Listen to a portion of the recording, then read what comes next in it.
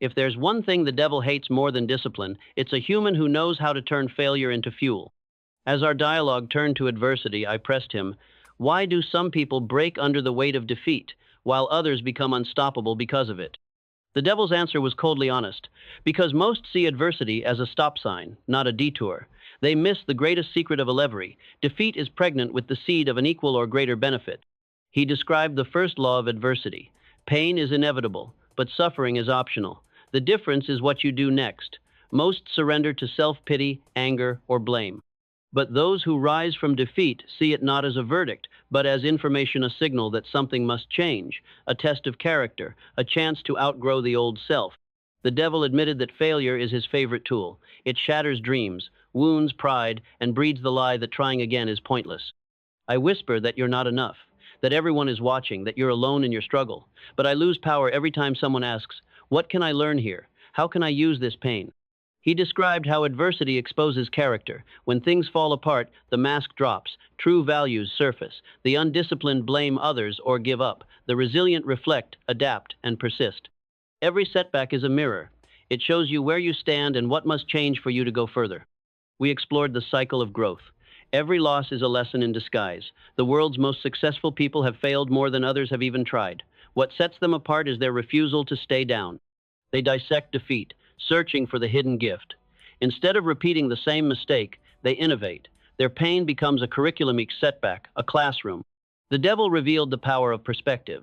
Adversity can shrink or expand your vision. Some fixate on the loss and build a prison of regret.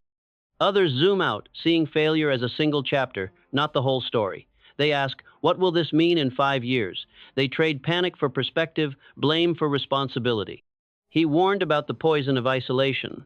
Failure tries to convince you that you are alone, uniquely flawed, unworthy of a comeback. But every hero's story includes a chapter of loss. Find allies, mentors, even stories of those who rose again. Community breaks the spell of shame. The devil ended this part with a challenge.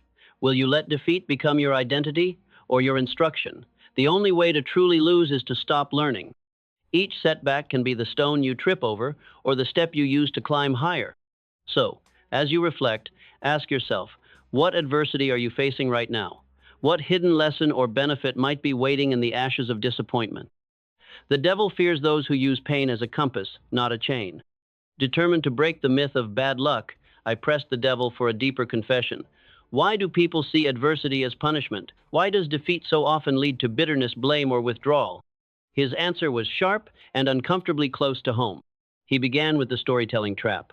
When trouble strikes, most people rush to explain it, someone to blame, a flaw to hide, a story to justify why life is unfair. But this rush to narrative locks them in place. They spend so much energy defending their pain that they never use it to grow. I thrive on the stories people tell about their own powerlessness. The devil revealed the danger of victim identity. The longer you repeat the story of what happened to you, the more it becomes who you are. The strongest break this pattern by refusing to see adversity as a life sentence. They choose to be authors, not victims. Edit, not just endure. We discussed the psychology of avoidance. Failure feels like a threat to your value. Most avoid it at all costs, hiding mistakes or refusing to risk again. But the greatest freedom comes when you allow yourself to see mistakes as information, not condemnation. The world's most successful are often those with the highest failure tolerance. They build calluses, not scars. The devil spoke about the trap of comparison. Nothing fuels bitterness like comparing your struggle to others' highlight reels. Social media, gossip, even family expectations make it easy to believe you're uniquely flawed. In truth, every life is full of setbacks, most just happen in silence. He explained the role of mentors and models. Isolation is my greatest ally. If I can keep you from hearing stories of resilience, I can convince you that defeat is permanent. Seek out those who have failed and come back stronger: mentors, friends, books, even history. Their stories become maps out of your own dark woods. The devil described the art of turning pain into power. Ask not just, why did this happen? But, what is this here to teach me? Each adversity contains a gift, a new skill, a lesson about trust, a call to change direction. Pain carves out space for a bigger life if you're willing to grow into it. We discussed the importance of radical responsibility. The winners don't just survive defeat, they own it. They ask, how did I contribute? What can I change? Who can help me see what I can't? They move from blame to building. The devil ended this part with a dare. Are you willing to outgrow your old story? Can you see defeat as a doorway, not a dead end? Every time you do, my grip loosens. So, as you move forward, ask yourself, what story are you telling about your last setback? Is it a story of loss or one of learning? The greatest victory is not avoiding defeat, but rising wiser every time you fall. I push the devil even further. If pain can become power, how do ordinary people actually transform adversity into advantage? What are the habits, mindsets, or rituals that help them rise, not just survive? His answer was both tactical and unsettling because it asked more of me and of anyone listening. He started with the discipline of reflection.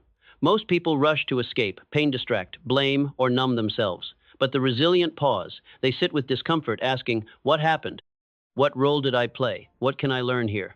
Reflection is not rumination. It's the honest search for meaning in the ashes. The devil explained the practice of extracting lessons.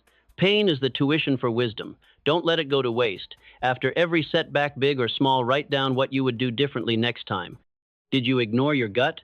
Overlook a risk? Trust the wrong person? Every loss is a lesson if you have the humility to look. He spoke about the courage to experiment. Adversity rewards the brave, not just the patient. The strongest don't just analyze, they act. They try new strategies, seek different mentors, take calculated risks. Each experiment is a vote for progress, not perfection.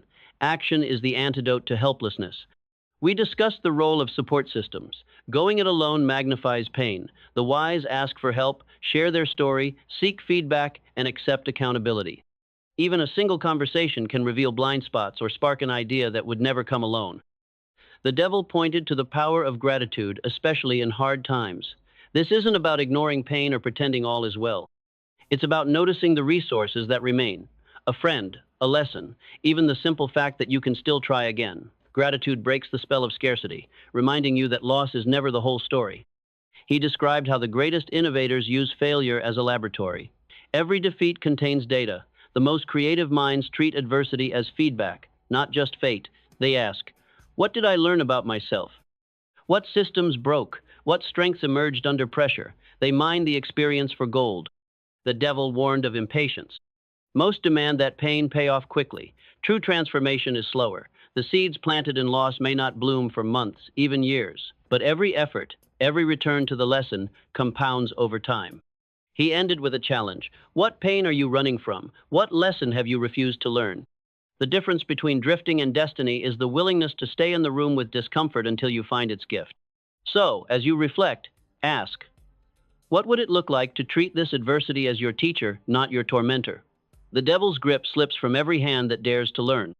By now, it was clear. Defeat is not just a test, but an invitation to new strategies, new strength, and even a new sense of self. Yet I challenge the devil again. What separates those who are broken by adversity from those who are broken open to possibility, humility, and wisdom? He began with the acceptance of reality. Many resist what's happened. They deny, minimize, or fight the facts. The strongest face the full truth. This is what is. Acceptance is not giving up. It's the first step to moving forward. The world changes only when you deal honestly with it. The devil spoke about the alchemy of humility. Failure humbles everyone. The question is, do you use humility as an excuse for shrinking or as a foundation for growth? The wise admit what they don't know, seek help, and remain teachable. Humility is not humiliation, it's openness to becoming more than you were. He explained the power of forgiveness, especially self-forgiveness. Many remain trapped by guilt, replaying mistakes, punishing themselves endlessly, but progress requires mercy. Learn, apologize, repair what you can, then release the burden. Forgiveness clears the mind for new action. We discussed the art of reframing setbacks. Most see defeat as a verdict. The wise see it as a snapshot, a single moment, not the whole story. They ask, what could this experience make possible? What strengths or opportunities might be born from this loss? Reframing turns stumbling blocks into stepping stones. The devil described resilience rituals. Those who recover quickest have rituals for renewal, journaling, movement, creative expression, service to others. These acts break the loop of self-pity and build momentum. Recovery is less about waiting for inspiration, more about taking action even when you don't feel ready. He warned about the danger of bitterness. Hurt left unhealed hardens into cynicism. The devil's favorite outcome is a person who no longer tries. Refuse the poison of resentment, turn pain into wisdom, not a shield against hope. We explored the importance of vision. Loss can narrow your view. The strongest lift their gaze, set new goals, or return to old dreams with renewed clarity. They use adversity as a launchpad, not a prison. The devil closed with a reminder. You will never be free of adversity, but you can become free within it by meeting each setback with honesty, humility, and action. So, as you move forward, ask, what's one reality you need to accept? One story you could reframe, or one act of self-forgiveness you could offer today? The devil cannot defeat those who make every ending the start of something new. As the conversation turned toward practical transformation, I pressed the devil one more time. If adversity is universal and defeat is inevitable, what are the specific practices that help someone not just recover, but grow stronger, so much so that even you, the master of setbacks, lose your hold? For once, he answered without a trace of mockery. He began with the discipline of reflection and journaling. After every loss, big or small, take time to write down what happened, how you felt, and what you would do differently. Don't just rehash the pain. Extract insights. What signs did you ignore? Which strengths surfaced? Which skills need sharpening? This simple act turns pain into data and data into growth. The devil emphasized connection over isolation. Seek out others who have walked through fire and emerged wiser. Tell your story, ask for guidance, join communities where honesty about failure is welcomed. Alone, pain festers and turns into shame. Together, it becomes a bridge to learning and courage. He described setting small goals for recovery. When defeat leaves you hollow, don't aim for glory overnight. Set one small, achievable target. A walk, a call to a friend, finishing a task. Each completed action becomes proof that you're still moving, still building resilience. Momentum, not motivation, is your greatest ally after a fall. We explored the value of service and contribution. Nothing breaks the grip of self-pity like helping others. Even in pain, find someone to encourage, teach, or support. Service transforms pain into meaning. It reminds you that your struggle can make you a resource, not just a cautionary tale. The devil explained the habit of reframing. Turn setbacks into assignments. Ask, what is this here to teach me? How might this make me more adaptable, creative, or empathetic? Each time you find a lesson, the sting of loss fades. Over time, you become less afraid of adversity because you've learned it cannot stop you, only shape you. He warned against rushing the process. True recovery is not linear. Some days you will surge ahead, others you will stumble. Honor your own pace. Celebrate small wins. Let your timeline be defined by your growth, not others' expectations. We discussed the importance of meaning. Those who transform adversity are relentless in finding purpose. They build stories not of defeat but of evolution. This challenge made me more resilient, more honest, more aware of what really matters.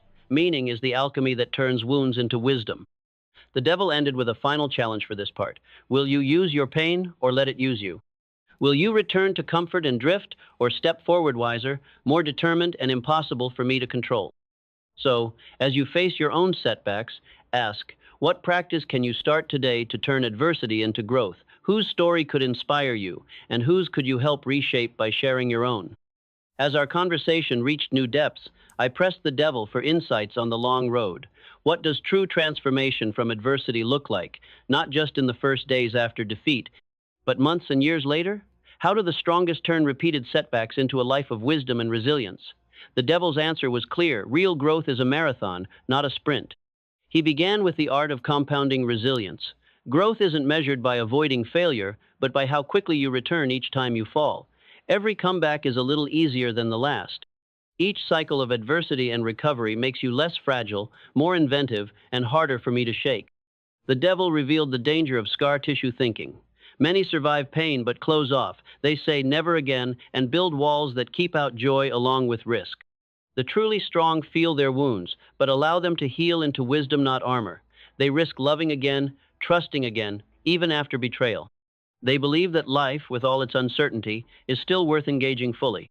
He spoke of the habit of updating your story.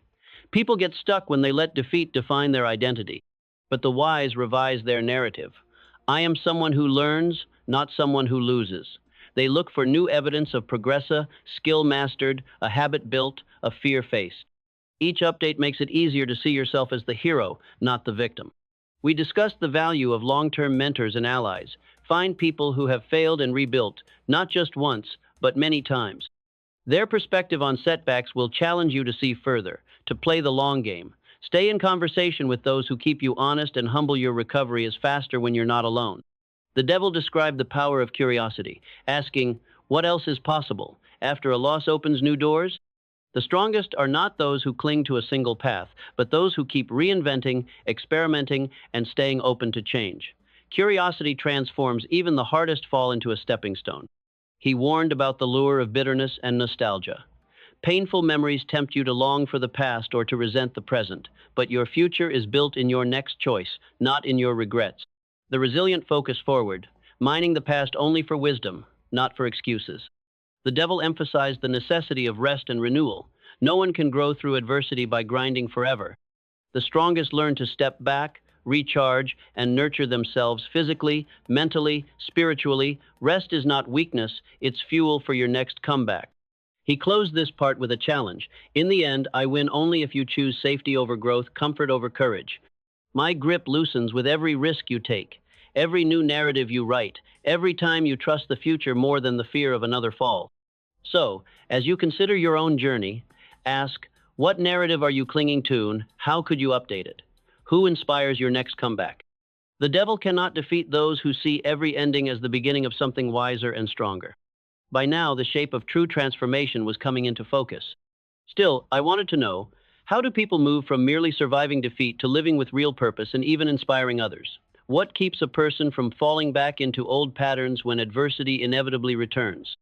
The devil's response was precise and a little too practical for comfort. He began with the necessity of choosing your environment wisely. After loss, the easiest path is to return to the familiar, the friends, places, or habits that once soothed you, even if they also kept you small. The strongest choose their company with intention. They seek out those who are growing, questioning, building something new. Who you let shape your world is who you become. The devil described the power of purpose as an anchor. When adversity hits, drifting is natural. The resilient reorient themselves around a cause family, a mission, a creative project, service to others. Purpose does not erase pain, but it gives pain meaning. When you know what you're fighting for, it's easier to get up again. We discussed the practice of rituals for resilience. Recovery is not spontaneous. Those who thrive after setbacks have daily or weekly habits, morning walks, evening reflections, regular conversations with mentors. These rituals are reminders that life is still happening, that growth is not on hold. The devil spoke about guarding your internal narrative. After defeat, the mind loves to replay mistakes. The undisciplined let those loops define them. The wise create mantras, affirmations, or even prayers that remind them of progress and hope. A new story, told often enough, becomes the truth you live into. He warned of the danger of self-sabotage disguised as comfort. In hard times, old temptations, addictions, gossip, withdrawal seem harmless, even deserved. But every comfort that numbs you is a step away from growth. The strongest replace numbing rituals with nourishing ones: creativity, learning, honest conversation. We explored the concept of legacy through adversity. Those who learn from defeat leave a trail for others. They share their journey, not just the highlight reel. Their honesty helps others face their own losses without shame. Legacy isn't just what you build, but the hope and roadmap you leave behind. The devil emphasized the value of staying in motion. After a fall, inertia is my ally. The wise keep moving, even if the steps are small. One page written, one apology made, one new skill tried. Action dispels despair. Progress, no matter how minor, is proof that defeat is not the end. He closed with a final challenge for this part. Will you let your next setback shrink your circle and story, or will you use it to build something stronger? The devil's grip loosens each time you choose growth over comfort, action over paralysis, purpose over pain. So, as you reflect on your own journey, ask, what ritual, environment, or story could you strengthen today? How could your own comeback light the way for someone still stuck in defeat? With each exchange, the true strength born from adversity became more apparent. Yet, I pressed the devil further. What is the highest use of adversity? How does one move from private recovery to public influence, turning their own scars into hope for a community, a family, or even a generation? The devil's answer revealed the cycle of transformation in its most powerful form. He began with the concept of wounded leadership. The most credible guides are those who have failed, struggled, and stood back up. Your scars become your credentials, proof that you have traveled roads others still fear. Do not hide your story, use it. The world needs more leaders who speak honestly about loss, who show how to rise without pretending pain never happened. The devil spoke of the power of vulnerability as strength. Most are taught to hide their wounds, but transparency breaks the illusion that suffering is shameful or unique. When you speak honestly about adversity, you create safe space for others to do the same. Community thrives where honesty is more valued than appearance. We explored mentorship born from experience. Those who have learned from defeat become the mentors the world desperately needs. They do not preach, they listen. They do not offer shortcuts, they offer presence.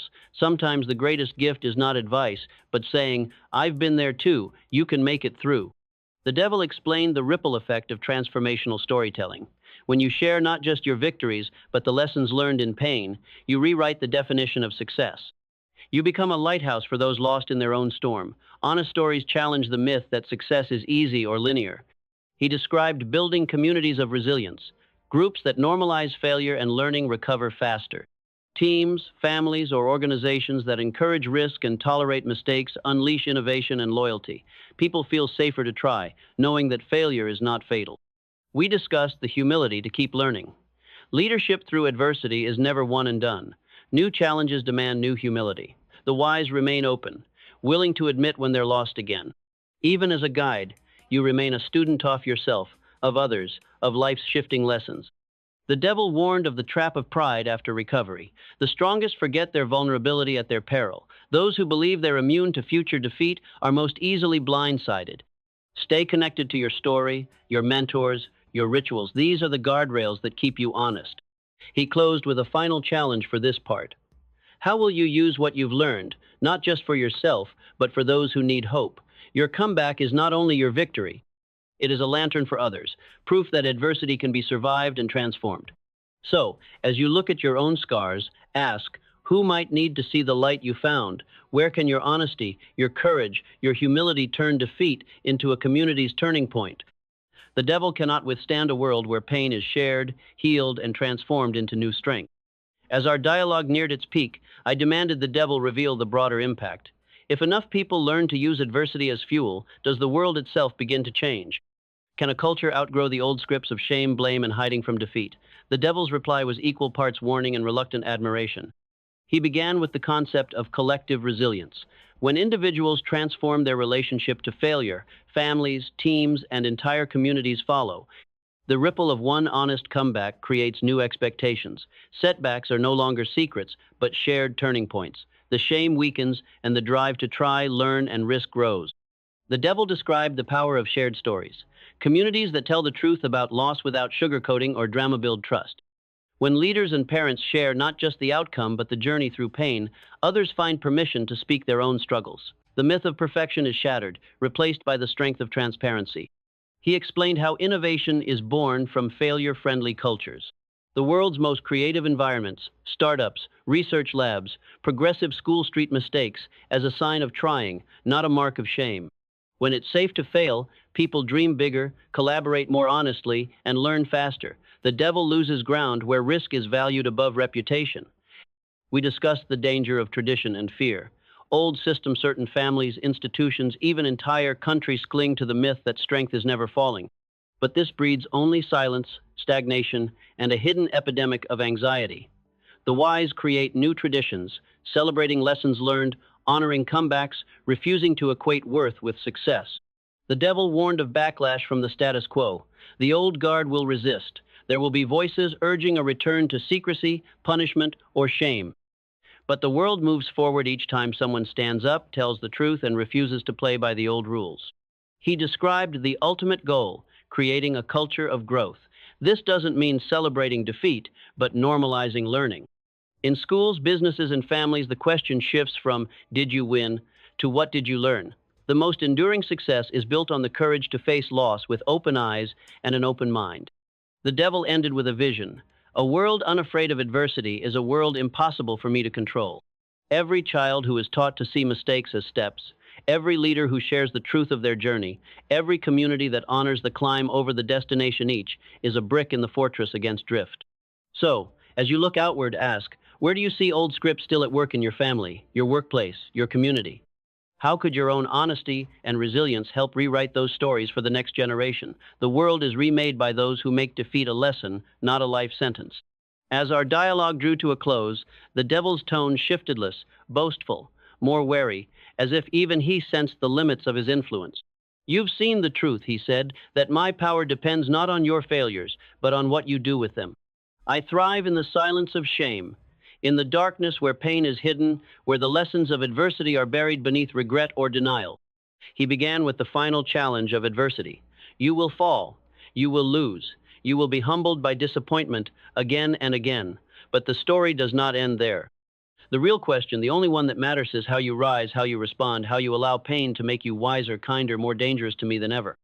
The devil explained the alchemy of courage. The strongest souls are not those who never break, but those who become unbreakable by using pain as a catalyst. Courage is born each time you face defeat and choose to look for meaning, growth, or a path forward, no matter how small. Each time you share your story, offer help, or dare to begin again, you loosen my grip. He described freedom as a daily practice. Victory over adversity is not won in a single battle, but earned in the quiet moments when you refuse to hide, when you reach for support, when you try once more despite fear or fatigue. It's the choice to speak honestly, to seek help, to learn, to act. Freedom grows each time you decide your pain will serve you, not imprison you. We discussed the ripple effect of personal change. Every act of resilience inspires others to do the same.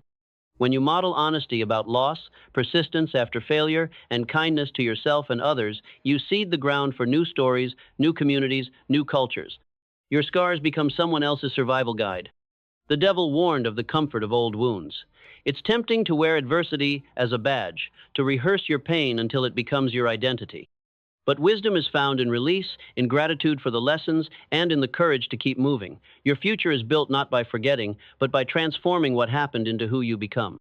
He closed with the most honest confession yet. My greatest fear is not your anger or even your suffrage, it's your awakening. When you use adversity as a teacher, not a tyrant, you become impossible to control. Each new chapter you write, each old wound you heal, weakens my hold on your mind. So as this chapter ends, ask yourself, what is one lesson hidden in your pain that you've not yet claimed? Who could benefit from hearing your honest story? And what is the smallest, bravest step you could take today to turn defeat into the first page of your comeback?